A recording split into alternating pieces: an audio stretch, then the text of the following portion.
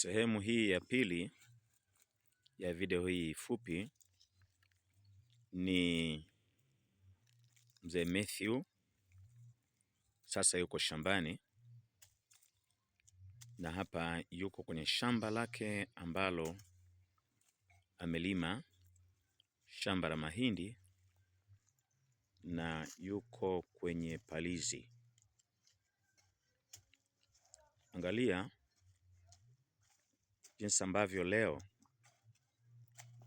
anaweza kuwa mtu wa aina hii, tofauti na jinsi ambavyo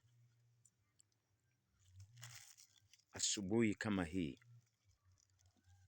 usingeweza kutarajia kumkuta akiwa katika maisha ya aina hii.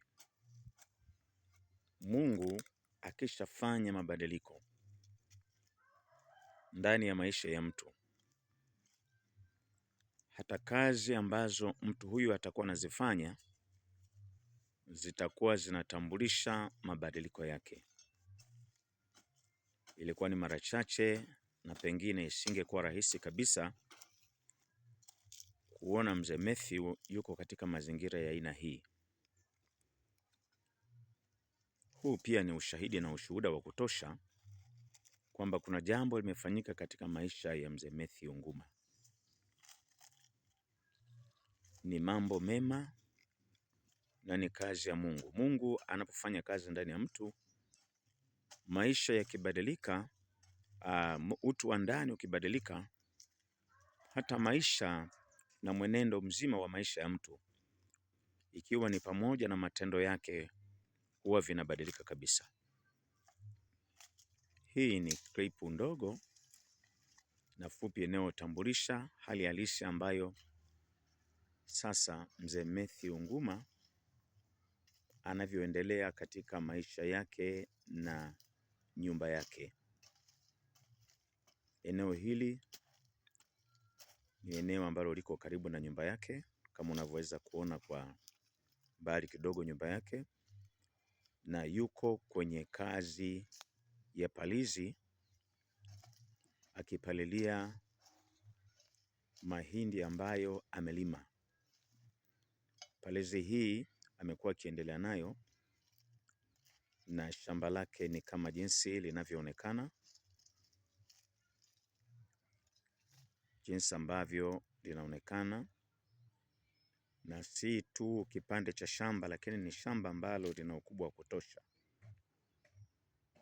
Mpaka huko kote, hilo lote ni shamba ambalo amekuwa analima na analifanyia palizi.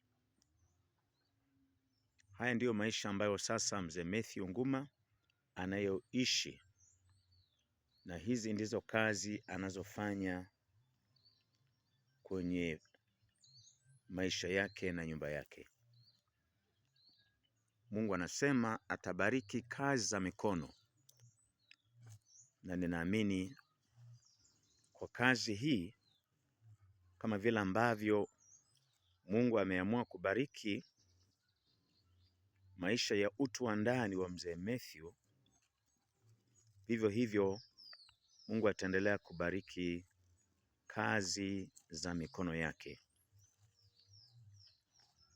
Hii ni ahadi na ni ukweli ambao Mungu anaweza kuwafanyia wote wanaomheshimu na kumtii na wanaojitoa kwa ajili ya maisha yake. Mzee Mathew, hii ni ushahidi tosha, si tu kwa majirani, lakini pia kwa ajili ya ndugu na familia, na hata watoto pia wanaweza kuwa mashahidi wa mambo haya, kwa sababu hali halisi ndivyo inavyojionyesha leo. Mzee Mathew, nikutakie kazi njema na Mungu akubariki kwa ajili ya kazi ambayo umekuwa unaifanya. Asante.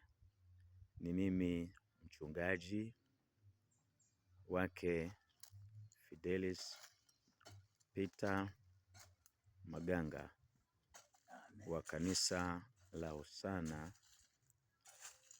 Nduoni Kirua. Mungu akubariki mzee Matthew. Asante kwa ajili ya kazi nzuri.